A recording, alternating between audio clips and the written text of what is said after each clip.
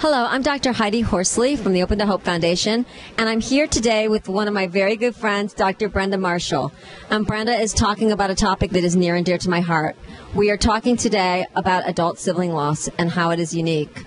Brenda, how did you get into this field?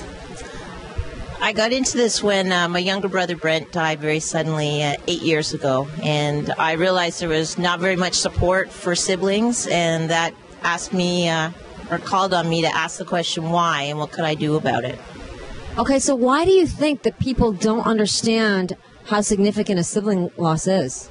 I think a lot of people take their siblings for granted, for one thing, and they just assume your sibling is always going to be there. I think we can imagine our parents dying, but we never think that our siblings are going to die. And then when they do die, there's an assumption because you're not in the home with them, certainly for adults, most of us have moved on, that maybe it doesn't hurt us as much or we're not as impacted by it. And so I think that contributes. I think that is so true. My brother, as you know, was 17 when he died, and I was 20. And people did think because I was in college, I must not be as impacted. But the truth is, you know, our siblings are part of our past, they're part of our present, and we expect them to be part of our future. We think that we're going to grow old with them. So it's absolutely devastating when we lose them. What kind of information would you give siblings that are going through a loss and are having a really hard time? How do you start finding hope again? I think one of the things is being able to acknowledge that yourself that this loss matters just as much as everyone else around your siblings. So people may be worrying about your sibling's spouse, they may be worrying about your parents, but recognizing that this has an impact on you too, and that's okay and totally normal.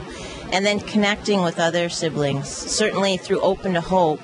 It's one of the few organizations that really has a lot of good information on the site for siblings. And I think that's testament to you and your care about this population.